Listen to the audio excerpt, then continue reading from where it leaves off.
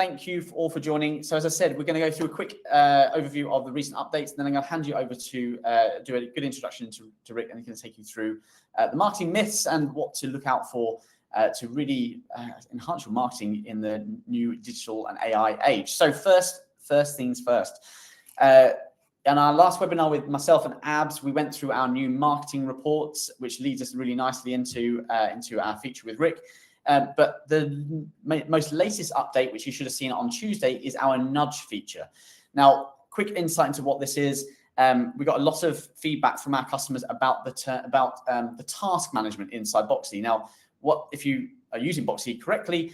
Tasks should automatically surface when leads are slipping away. The problem was those tasks were flooding your task dashboard, where manual created tasks were, and people were missing them. They were getting overwhelmed. You've got hundreds and hundreds of different tasks that are there, and it was a little bit, excuse the word, it was a little bit dumb. It was a dumb task automation. So we have changed it. We've reworked how tasks work.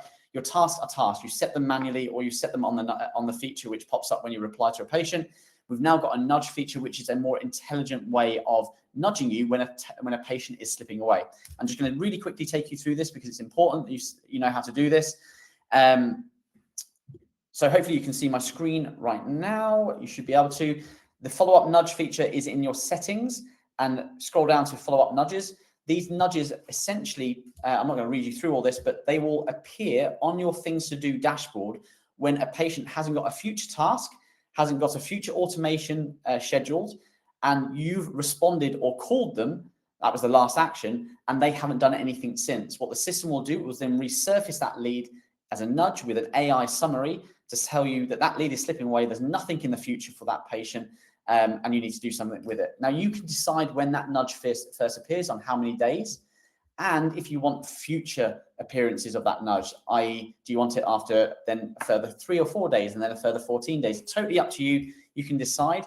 And you can also decide what boxes or what treatments that you want these nudges on, and what stages inside the pipeline you want those nudges to appear on. For example, you might not want them to appear in the long-term follow-up. You want the system to just do all that for you, so you can decide how that works. And what that looks like in practice is that these nudges will appear on the right-hand side here when that lead is slipping away on 1 day, 7 days, 14 days, totally up to you. It gives you a little summary of what the previous response was and allows you to go and take action or dismiss it. Now, from a reporting side of things, what we'll actually show you is a new nudge. Where is it? Nudge effectiveness. And this will actually tell you how effective those nudges are at helping you convert patients.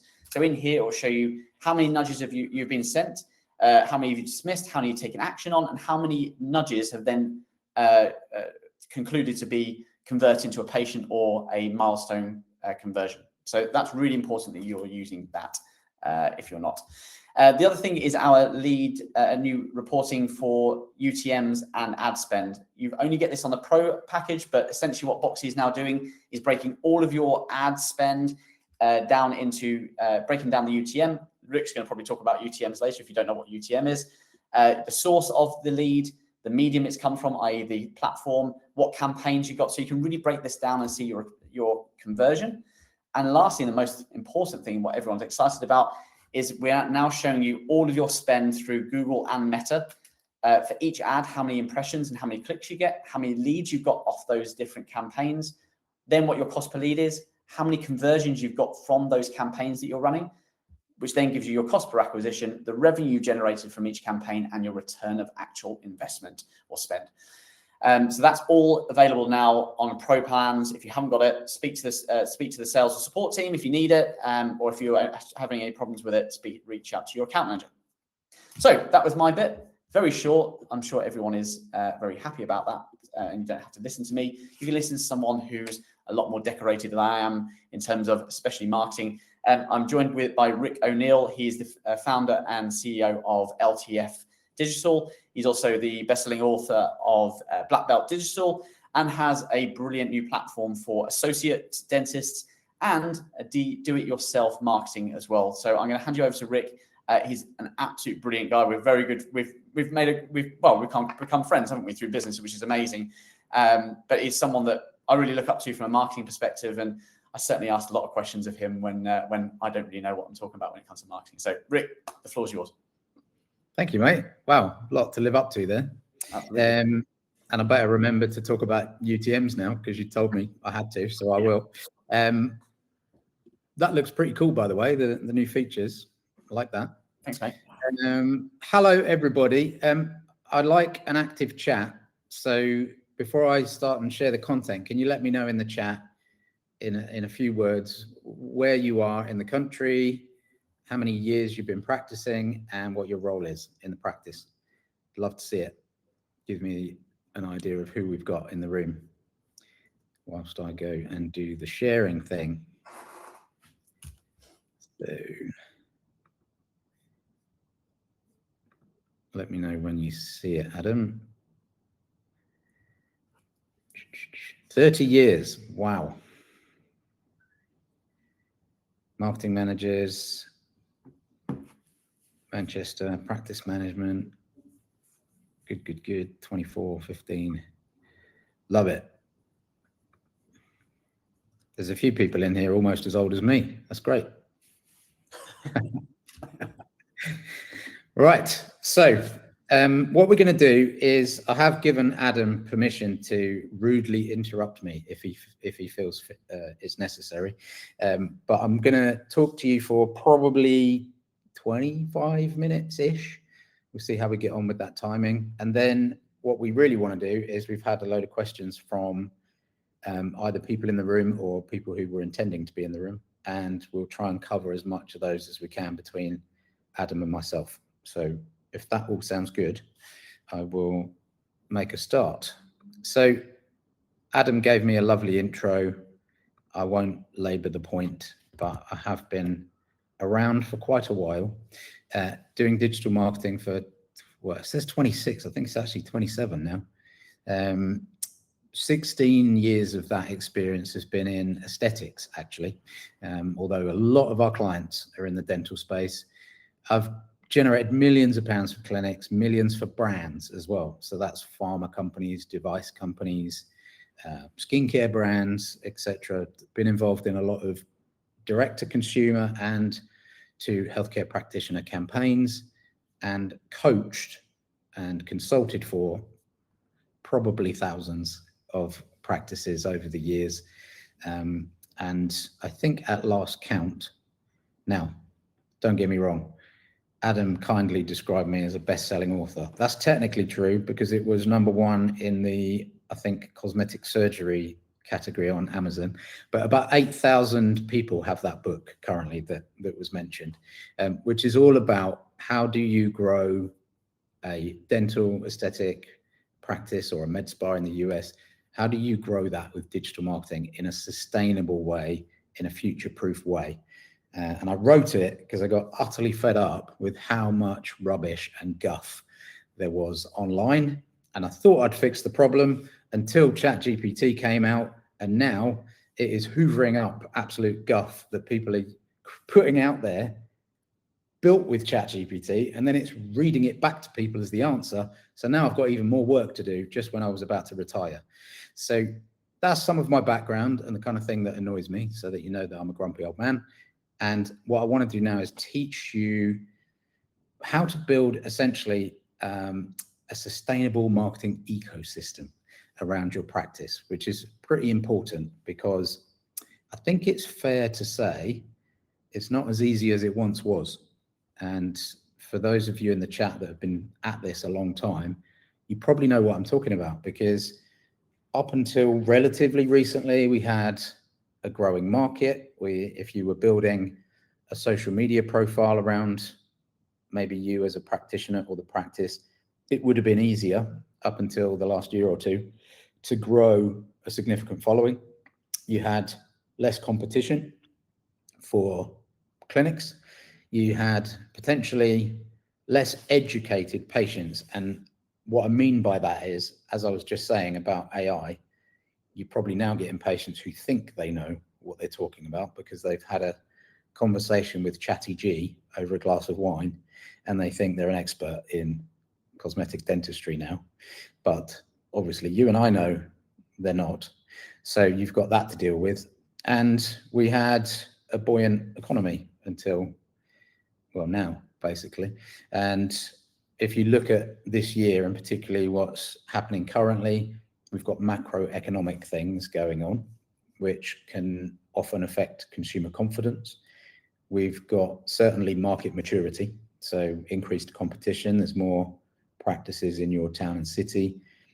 At the same time, that's colliding with quite a lot of changes in the digital landscape, how people search, where they search, the patterns they follow, as that changes also in the different generations that are coming to see you and what their expectations are. And of course, the dreaded buzzword, AI. So new strategy required, I think it's fair to say. And I'm going to give you my 10 pence worth on what I think that strategy should roughly look like. I do want to say before I get into that, that through the coaching that I do for practice owners, I'm very diligent, I think is the right word, with the data that I collect. So I built my own scorecard. There's 89 questions in there. I use this every time I do coaching. I've collected a lot of data. So even in the last, I think this is 18 months worth, 400 clinics, there's some common problems that I've been seeing, and I think it's worth talking about. One of them is little to no tracking. So here's that moment, Adam. I'm going to mention UTMs. So if you're not properly tracking your activity, how can you possibly know what's working, what isn't? How can you know where to invest, where to divest, etc.? UTM is part of that. So it stands for unique tracking measurement. And it's little variables that you add to the end of all your links on your ads, in your social profiles, in your email campaigns, so that by the time that traffic gets into your reporting, whether that be in Boxley or if you've got your own sort of Looker Studio dashboard for your marketing, you can see precisely what's working and what isn't. And it's getting more complicated to track patient behavior, where people are saying, please don't track me on their Apple phones, or deciding not to accept cookies on websites, etc. But it's about having as much of an indication as you can. And I see very little of that with a lot of the practices that I coach. I see almost a reluctance to invest in the digital experience and the digital marketing, and therefore a pretty low return on the investment they did not make. So I see that quite a bit. I see no plan in place a lot of the time. No clear marketing plan, no content plan. Some of them don't know what they're having for lunch that day. So that's quite important to think about, because if you don't know where you are headed, you're not going to get there. It's like driving around with no destination on the sat nav. So, and then the last thing I see sometimes is somewhat of a discount mentality when it comes to trying to attract more patients into the practice, or to try and re-engage existing patients. Almost this kind of discount Tourette's, I call it. The awkward silence, fill it with a discount. No, don't do that. As far as I'm concerned, discount is a dirty word. You should only ever be adding value and not taking it away.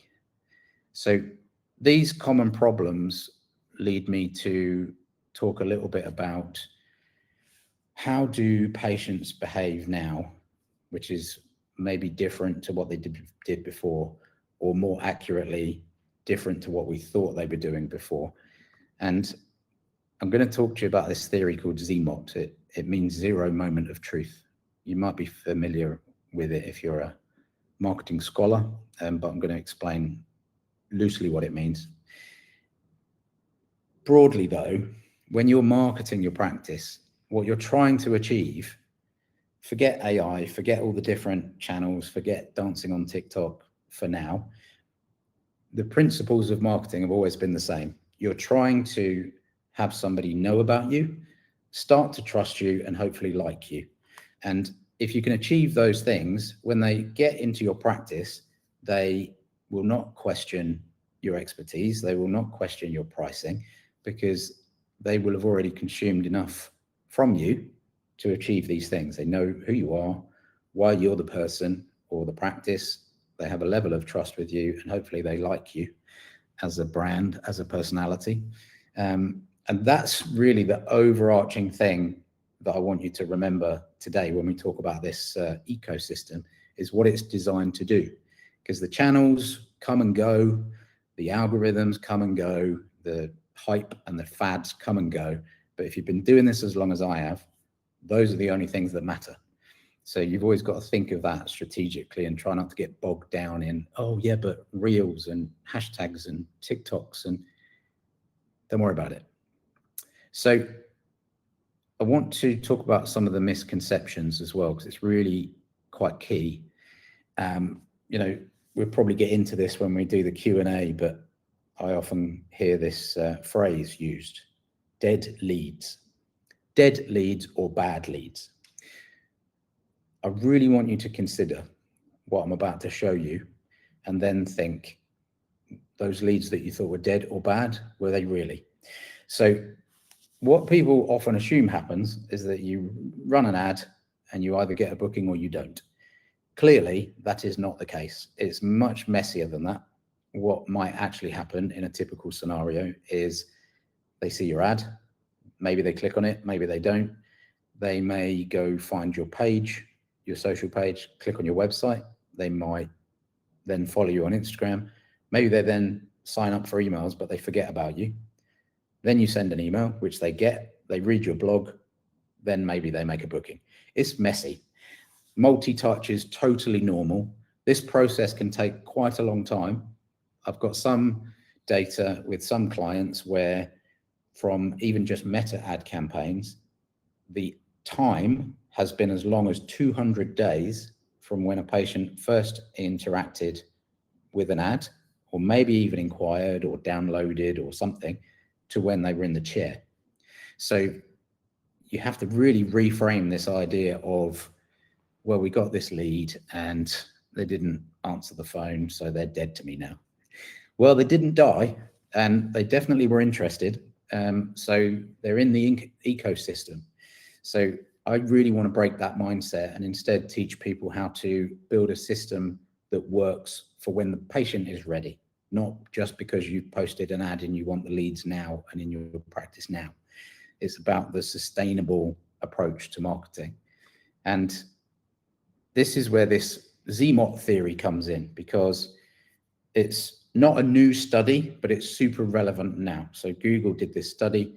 In traditional marketing theory and education, we were always told about the funnel and the awareness and discovery and conversion stages, but it's not that simple, as we just saw. And so this messy bit in the middle, when they're at the point of research, is called the 0 moment of truth.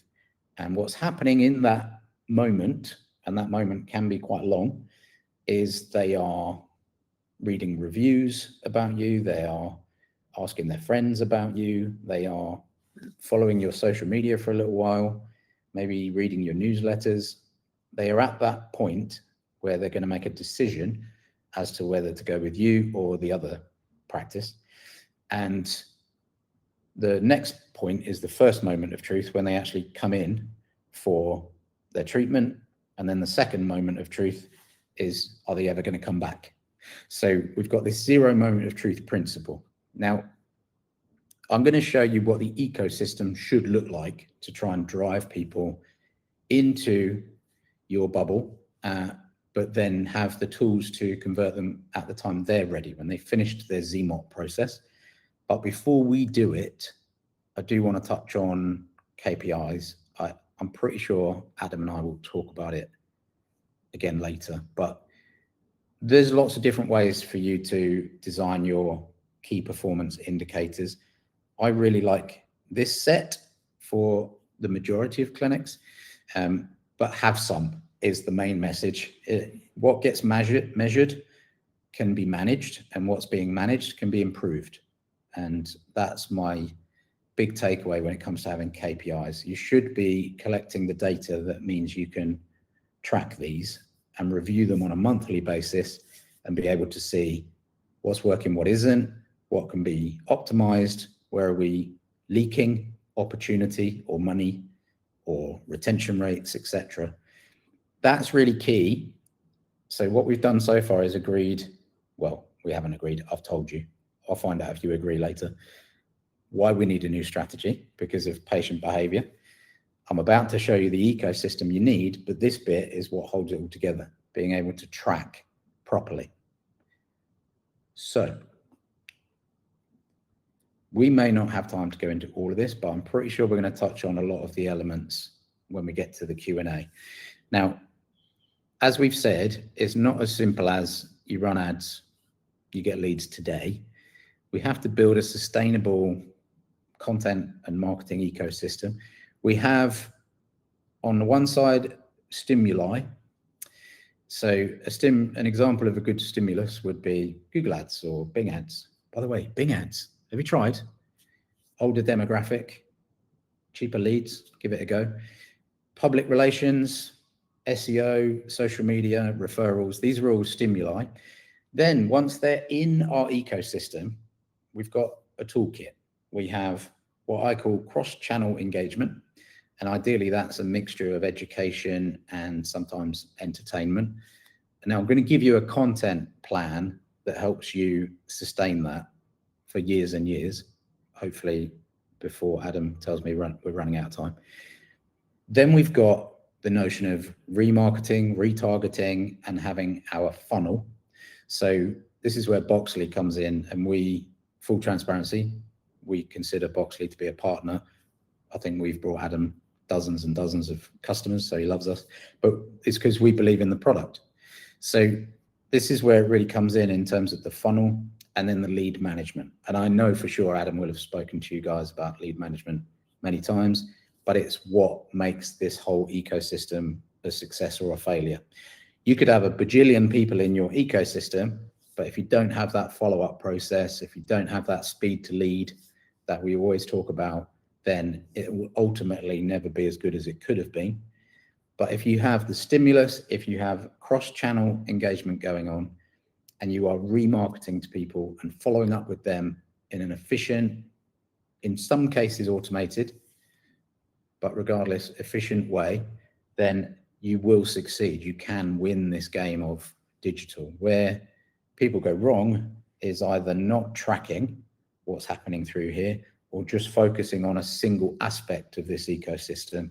For example, we just do Facebook ads, or we just run Google ads, or we just do TikTok, whatever it is. It's not about individual channel, it's about them all working together. So one way that we would run campaigns, for example, just on paid media, is our top of funnel might consist of Google and TikTok, and then we remarket to people with meta ads. And we see a much greater depth and interest from the inquiries. We see a much greater spend level from those patients that come in because they've been in that system for a while. They've consumed quite a lot of educational content in the lead up to when they decide to fill out a form. So I want to just sprint through a few of the building blocks from the ecosystem. And then I think you'll get the most value if we then dive into Q&As after that. Adam, do you think? Sounds good to me, mate. Sounds good. Don't forget, I can't see you at the moment, so I was like, is he there? I was nodding. I completely forgot you couldn't see me. So I'm going to quickly talk through some building blocks. A big one is social media. And many practitioners, many clinics have a particular obsession with Instagram. Nothing wrong with that per se, but I do want you to remember one quite important thing, which is this. And it's one of my favorite quotes, because at no time more than now have followers and follower numbers been so meaningless. We are fully in interest-based social content now. It's not social media anymore, it's interest media. So it's really important to remember that, because a lot of people chase the vanity metrics in social media. A lot of people forget about the risk of going all in on just this one single channel. So I think about the risks of social media more than I do the opportunities, because I know that the ecosystem is much greater than your Instagram page. So the first thing I would always say is just don't allow yourself to be fooled into thinking you can build a multi-million-pound business just by posting on Instagram or TikTok or whatever it is. It's possible, but my God, is it hard and less likely as the months roll by, because your ability to reach people is declining all the time. Meta don't really like aesthetics and dental content, to be honest. You're pushing water up a hill in some cases. You don't own that profile. So if that's your whole plan, that's pretty risky, because accounts can be deleted, hacked, reported. If there's another dentist in your town that doesn't like you, they're going to keep spamming your report on your account. So it's a high risk strategy. What social is amazing for is that trust part in the know, like, and trust. So once you have attracted somebody from PR or Google Ads or one of those stimuli, social organic is good for that trust piece, but it's not in and of itself a marketing plan. So I think that's really important to remember. One of my favorite elements of the ecosystem is local search. Still, and will continue to be super relevant in the age of AI, because again, misconception, and you're probably seeing this in your feed all the time from so-called experts, is that you've got to optimize for AI, AIO, GEO, call it what you like, but where do you think all the AI tools get their data from? They get it from Google. So most of those people are fundamentally missing the point, which is you're not optimizing for the AI, you're optimizing for Google still, because that's where the AI gets all of its data. So I understand that AI can go directly to other platforms like YouTube, also owned by Google, Reddit, Substack, and things like that. But the vast majority of their data comes from Google. And if Google flexes its muscles, AI tools will feel that punch in the face pretty quickly. So Google local search and traditional SEO are still, if not more relevant than ever before. So I always say with a practice, start with your local search footprint. There are so many more ways to optimize your Google business profile than you probably realize. This would be a whole workshop, so we won't have time to go into all of them today, but these are what I call the ranking factors. At last count, there may be 60 of these that on together and individually can push your Google profile for your clinic up into the top 3 results for the major search terms that you're worried about. And if you do that, those top 3 results are getting 80% of the traffic for each search term, and position 4 and below are fighting over the other 20%. Not only that, but now the top 3 results are most likely to come up as a recommendation in ChatGPT, Claude, Perplexity, Grok, if you're feeling a bit spicy. So these ranking factors, really, really important. Feel free to take a screenshot or picture if you want to, but I know you know some of these. Your reviews, critical. The photos and media in that profile, keep it active and optimized. The FAQ button, which they're sadly getting rid of, but you can replace that with posts into your Google business profile. And just generally the idea of being cited, your citations. That means anytime you're mentioned anywhere in your social content, in articles, local news, you should always mention the town you're from, because it boosts your Google business profile in the local search pack. So bear in mind the importance of this. It gets forgotten about because people think it's basic. They assume that they've done everything with it, but there are dozens of ways to keep pushing yourself to the top of the local search and now into AI. Speaking of AI, and I'm going to have to take some hydration on board. Speaking of AI, we now have this thing called answer engines. Well, I call them that anyway. And what's an answer engine? An answer engine could be someone using social media to search for cosmetic dentistry, composite bonding, implants, whatever. Could be local search, could be Google search, or it could be an AI chat-based search. And what I'm going to show you drives results for your practice into any one of these answer engines. And it's a content strategy that works across all the platforms in that ecosystem. And it's one that can never die because it transcends all of the kind of fads and different things that come and go. And it's based on one fundamental principle, which Google still, in fact, they've just doubled down on this principle called EAT, E-E-A-T, expertise, experience, authority, and trust.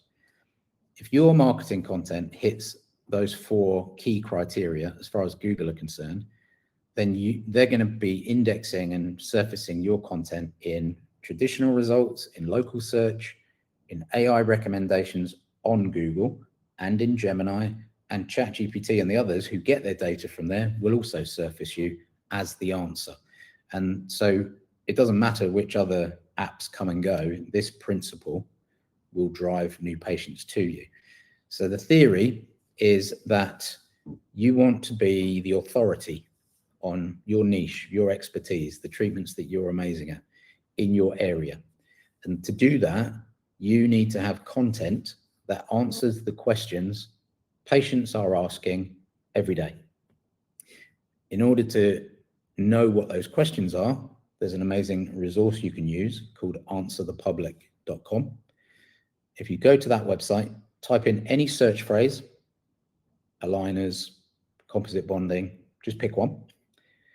It will give you data, and the data is every question that patients have asked on Google, on Instagram, on TikTok, on ChatGPT, on Gemini, all separated out and ranked from most asked to least. Once you have that data, your whole job as a marketer, as far as I'm concerned, for a dental practice, is to write original content that answers those questions, that incorporates your expertise, your authority on the topic, maybe some case studies. It needs to be well structured, so heading 1s, heading 2s, etc. Some good metadata, and I would lead with the question as your meta title for that article. Publish that to your site, providing your site is well built, which I will briefly touch on before we go to Q&A. Once you have that article published, then you just need to repurpose that article through every other format and every other channel. So, for example, your article about the latest trends in aligning or composite bonding, turn it into your next video or your next live or webinar. That article could be your next 4 or 5 social media posts. It could be your next email campaign, and it could be the posts that you add into your Google profile. Then all you have to do is repeat that process for every treatment you offer, every condition you can help with, and do it every week forever. Simples. Playing that game and being super consistent with that, you build an unbelievable resource of information, positioning you and your practice as the experts on all of this stuff. And if you do that, you are going to show up when patients are asking in all these different answer engines, who's the go-to practice, who's the go-to practitioner for A, B, and C in Kensington. You're going to come up because you've done the work. So that strategy, I will die on that hill because I've seen it working and absolutely transforming the results for clinics. Now, being pretty conscious of time and wanting to get into Q&A, I'll briefly talk about websites. In my own marketing, I do a lot of podcasts, and I was on a podcast 4 years ago, 5 years ago, and I made a prediction that was dead wrong. And I'm glad it was wrong. And my prediction was that websites would become less relevant. In fact, it's the opposite. They've never been more relevant because what they are is a repository of structured data. Correction, what they should be is a repository of structured data so that the AI agents that are out there trying to gather the best information have an easy way to go and get it. So your website, hopefully it's obvious, should be built for search. So there's lots of detail underneath that, I know, but it needs to be well structured. It needs to load quickly. It absolutely must have an amazing blog platform, which you can run that strategy on. The design of it is important as long as humans still exist, because they're going to still have a perception within about half a second as to whether your practice looks amazing and high end or a bit janky. That's where the design comes in. The mobile element is still going to be really important as long as humans exist, because they do all the research for these kind of personal treatments on their smartphone. It needs to load quick, and you need to guide people through that site. And that's again where things like Inquiry Bot come in and the Boxley chatbot. So just have a think about that in regard to, you can do a lot of work in that ecosystem. You can drive a lot of traffic to you and to your website, but if it's not hitting all these markers, you're still going to be losing a lot of opportunity. So I have two more things for you. Then I'm going to switch this off and we're going to have a chat with Adam about your questions. The first one is really just a bit of a wrap up. And to my mind, if you can hit these three things, you're going to have a much better year for your marketing than you did last year. If you can create that sustainable marketing system, the ecosystem, without just relying on one channel, if you can create that multi-channel, multi-format content to help you dominate the answer engines, and if you get really obsessive about your numbers, your KPIs, and always be able to recall them, then you will have a great year. Now, a little passing gift. I mentioned my book. If you'd like one, I'll send you one to thank you for coming to the webinar. And if you would like to talk to me and the team about how to optimize your marketing based on the strategy I've just demonstrated, feel free to scan this code, or I'm sure Adam will share a link afterwards if you are already on your phone and therefore can't scan the code. And you can book a call with us and we will do a discovery session with you. So guys, thank you for your time. I'm going to pick up with Adam now. I think we've had some Q&As come in. We have. That was brilliant. Thanks, Rick. Yeah, we have a few questions. I think that, as good as the content was, one of the best parts of that webinar is when you gave everyone the strategy, stuck your two thumbs up, and that happened behind you. I think that was very well timed, because it's amazing, isn't it, that you all this new stuff comes out, all these new channels and ways of marketing, but actually the fundamentals behind how you drive interest and growth is the same and always will be the same, which is amazing. Couple of questions before we go on to the question that we already had submitted, and actually what we've for everyone on the call still, we took all of the support requests over the last 6 months, and the kind of highest support requests about marketing, because a lot of you do come to us to say that, how do I get more leads? What's working, what's not working? So I have put those in to get Rick to answer them rather than myself. But just going back to the first thing about KPIs, Rick and I were actually presenting at a big conference a couple of weeks ago or a month ago, and several people stood up on stage. I'm talking about coaches and influencers, and there were asked similar questions. We did rehearse it. They asked similar questions. What is the biggest kind of failing that clinics and practices have? And every single one said about not tracking their KPIs, because there's absolutely 0 point. If you don't know what number of inquiries, how many conversions you're getting, what marketing's working for you, what content's working for you, you're fighting against yourself. It was amazing that all 6 people went, yeah, KPIs. I think you know that someone's been around for a while when it's just, do you know your numbers? Yes, no, if not, go away. Because it's like, until you know that, it's just spray and pray. Yeah, absolutely. And a big shout out to Claire, Lucy and Isabel, who are all tracking their KPIs. So that's Isabel from Splendid Implants, Lucy, who's at Quality Dental Group, and Claire at Smile HQ. Well done for that. I'm sure there's a lot of other people that are, but didn't put their hand up. One that Tegan also mentioned, we've got Tegan and Lucy who mentioned about the follow-ups. Now, this does relate to marketing, because I think a lot of the questions that we get is that someone will build up the confidence to go and submit their lead, okay? And then that patient doesn't convert instantly. They don't convert after a couple of, several attempts. And what Tegan and Lucy were saying is that they've got all these follow-ups that boxes surfacing to them. It's just them. Sometimes it's just them in the practice that's trying to follow up, and they haven't got the time to do it.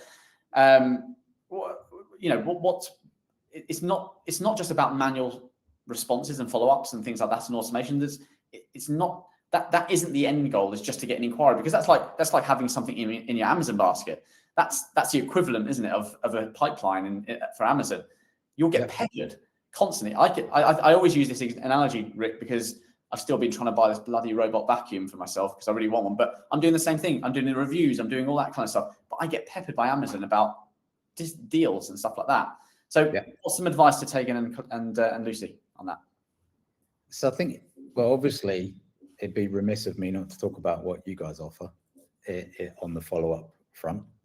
Because I think, like you say, it can't just be the sort of barrage approach. I think one of the killer things that has come up this week actually is the personalized nature of follow-ups, and in particular being able to segment the data in your pipeline.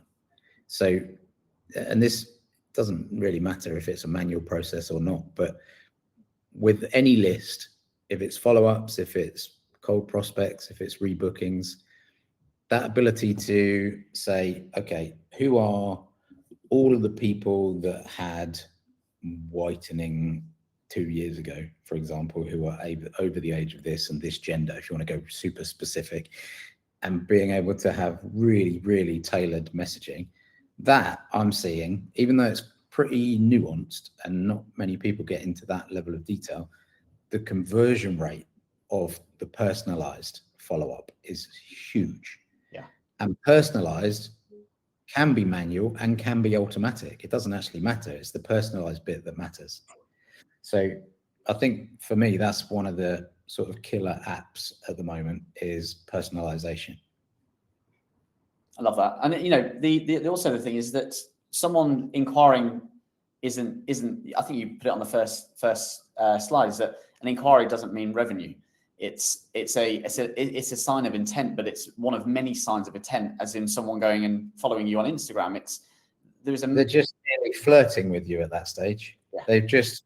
They've gone, all right, I'll see you. You look interesting, but then you're not in bed yet. So it's right at that front end of any sort of relationship. Even if it's a lead, even if they filled out the form, they're still just going to join the ecosystem, and quite frankly, they'll convert when they're ready. But it's about providing the tools for them to get ready. Education, yes, follow up, definitely personalization if you can. Yes, some automation, because it's pretty high volume stuff we're talking about with most practices. So yeah, I think those are the keys, but it's the mindset thing that has to come first, which is, as I said, like, what do you mean dead lead? They're still flirting. And shock, horror, Adam, this might be the case with you and me as well. Before our wives realized that we were the ones, they may have flirted with other men. So it's the case. I doubt it, but it's possible. It may be the case with patients. They're probably looking at 3 or 4 potential solutions at the same time. Yeah. And so I think that's that mindset thing of, well, they've made an inquiry with me, so they're mine, or it's a booking, or it's a sale. And I'll just email them 24 hours later and tell them to book in. No, it doesn't work like that. You're in a race now, and you're in a competition with at least 2 or 3 other practices. So now it's down to who's educating them, who provides a great experience, who's got a process, a system that's consistent, who can be personalized. That's what it's all about. Nice.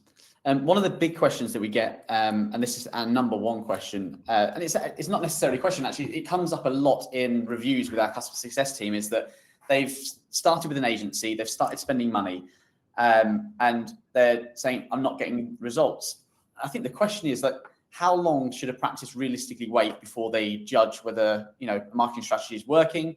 Because I think they pull the plug too quickly sometimes, and it's not all the time, because obviously some agencies not necessarily as good as you. But what would be the kind of average time? I mean, I'm going to make a few assumptions here that they don't absolutely crap the bed and like don't deliver anything from their contract, because that would be like, well, you get 3 weeks for that. There's some cases that I've heard of that are that, and you know, it could be that quick. But in terms of if they're doing their job and we're just talking about results, it's got to be 6+ months, because I've got data that shows, just in terms of meta ads, for example, it took, in some cases, over 200 days from when a patient first saw the meta ad to when they were sat in the chair. 200 days. What's that? 30, 60, 90, 120. It's like 6 months, isn't it? 6+. So that kind of journey that we described, the long research process and all of that, that if they'd never heard of you before, or maybe never even thought about looking at their teeth before, that Facebook ad was just the beginning of quite a long period of reflection and consideration. So, you know, if you're looking for like quick wins and you're going through agencies every 3 or 4 months, all you're really doing every time is if you give them 3 months and you fire them, you've put yourself probably 9 months. Yeah. Because there's a lag effect. So in the case that I was talking about, for full transparency, the reason I was looking at that data is the client left us because they didn't think it was working after 4 months. And what we saw is that 3 months after they left us, their leads fell off a cliff because it was working, but there was this lag effect. So it doesn't kick in. So, you know, we had probably had campaigns live for maybe 8 weeks at that point. So once they stopped, maybe 6 weeks, 6 to 8 weeks later, the leads fell off a cliff because we had done all the groundwork of pulling in leads from Google Ads and retargeting them with Meta. And there was this long consideration process. And it's such an irony that just as they were turning them off, they started going up. And then because they'd turned them off, there were no more new people entering that system. And the ones that had already were getting the follow-ups. And then that fell off a cliff when they'd all converted or not. But they saw this big spike after we left, probably feeling quite smug with themselves. Look, we're smashing it. We never needed an agency in the first place. And then it fell off a cliff. So I think people do need to think about what patients are doing out there. What's their thought process? I think we actually forget that we can sit in our businesses and go, and we're talking about patients, but we are patients. We are these same consumers. We're doing this all the time for other things, whether you're booking a holiday and you're trying to find a car parking place, a hotel, whatever. We're all doing it on a day-to-day, and we just got to. Sometimes we just forget about that. We do. I got this lovely phrase that comes to mind when it comes to email marketing. So if you own a business, if you're a marketer, you do email marketing, but what you receive at the other end is spam. And it's, oh, we send email marketing, but we receive spam, and we're the same person. Yeah. So it's that kind of thing of like, no, we're all consumers actually, and think about how you behave. Like you said with your robot Hoover. I've got a robot mower, by the way. It's the best thing ever. I call him Morris. Brilliant. One step at a time. I need to get the Hoover first. Couple of questions. So I think just summary on with Tegan and Lucy. I think what you're saying about, yes, you're right. There are lots and lots of follow-ups. You're getting loads of inquiries. The system is going to give all this follow-ups. It's quite overwhelming sometimes. Think about breaking down that data. You can use that either. You don't have to use our marketing tool, our broadcast feature. You can use a MailChimp or whatever that you're using. But I know, Tegan, you're definitely, or Lucy, I can't remember. I think I'm pretty sure definitely both of you have got the platform to use in terms of the marketing. Segment your data better. As in, when I say, use the market broadcast feature, segment the data. So if someone's come in for Invisalign, but throughout that journey, they're interested in, they've mentioned something else, or, whitening may be an option. That is your marketing lever. Pull it, because if you know there's a particular treatment that they may be interested to get them in, a lower price treatment, or at the end of the day, you want to get them, it's authority. You want to get them to trust you. And if you deliver a service and you deliver a brilliant service that's a lot cheaper and a lot lower, then they're only going to think of you when they're looking at Invisalign again. So use the market the broadcast feature a bit more effectively, I'd say. There's another element of segmentation which often gets missed as well. So I'll give you a really good example of just a bit of coaching that I did. So a clinic had, they were doing email marketing, and I asked to look at the last 7 or 8 email campaigns that had gone out. And the imagery in each of those emails was of very young people in their 20s in every single email. When I asked to look at their data, over 80% of their list were over 50 years old. So we created 2 lists, one under like 30, one over 30. And we did A/B email campaigns, one with young imagery, one with more mature people in the imagery. And the conversion rates went up by about 15% in that email, because it just became relatable.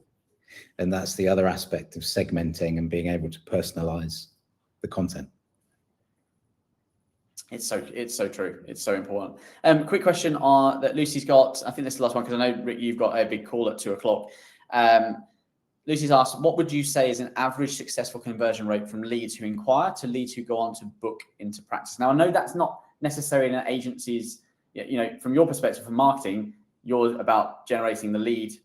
That's your main point. Obviously, the use of the CRM is to get them converted. But what would you say that from your perspective? Because I'm sure people ask that question. Yeah, I mean, I will go literally with the average. So we work with probably 50, 60 clinics, and it ranges from about 15% to, I'm told, 96 with one of them. I may need to dig into that one. So average is like 25 to 30%, with, if you're getting a high volume of inquiries to the ones that book. But the caveat to that is you need to measure that over quite a long time, because some of them from inquiry to chair is 200 days. Yeah. Depending on what the treatment is, especially if it's like a big ticket thing. So, in aesthetics, some of the things get into the thousands, and in dentistry into the thousands. So if it's a particularly big thing, I would say you need to measure that over quite a long time. But if you're not converting 30 at least out of every 100 inquiries, there's a big problem. Yeah. And ideally you want to be gunning for 40, 50%, because everyone's gone to a lot of effort and expense to get those people to come and talk to you in the first place. Yeah, we're seeing, where the optimal workflows are put in, we're seeing 40 to 50% conversions. The real optimum. And I think one of the key takeaways is this, and this is, I got off a call with a practice the other week that they were using Boxley, but they were doing some automated follow-ups, but they were closing leads after I think it was 20 days if the patient hadn't converted. They were closing the lead. They're going, right, it's done. Oh my God, dead leads. I'm not talking about peppering them every single day with follow-ups. No. We talked about this last week, is that we did this at the show, didn't we? Is that think about when patients actually look to convert. When they get paid, potentially when their birthday is, maybe at Christmas or after a big event, or when a big event's coming up, or when they're getting a pay rise or something like that. Now, you don't know when some of these things are unless your team have actually asked them when their birthday is and things like that, and you can kind of guess. We all know when payday is. It's a great time to reach out. It's a couple of days before payday. But other things, that's why it's really poignant to keep in contact with people, because you don't know when they're actually making that decision. And if you've lost them, they're gone. Think about it another way as well. From the moment the initial lead drops, have it set up so that you don't necessarily have to always be the one reaching out to them. And there's 3 ways of doing that. One is you have tracking in place so you can remarket to them with your advertising. So they're in the ecosystem in that way. 2 is you get marketing consent from them. So they're going to get your email campaigns, your general ones, not your lead follow-ups. And I forget what the 3rd one was now. It may come back to me. Excellent. Well, if you get them to follow you on social. That's what it was. Nice. Love it. Love it. Well, I know you've got to shoot. Well, I think we both got to shoot. Everyone, thank you so much for joining. I know it's half term, and I know you've got lots and lots of busy things to be doing this week. You'll probably be, if you're watching this on replay, any questions you've got for Rick, Alana has put the QR code or the link to go and get the book and book a free consult session. Please do it. You'll get so much value from it. And if you've got any questions for us and about everything we've gone through today, feel free to reach out to support or myself or your account manager. And yeah, there's the link again to go and get Rick's book and the free consult. Thank you for joining. Have a lovely rest of your week. And yeah, see you soon. Thanks, Rick. Thanks, mate. See you all soon, everyone. See you guys.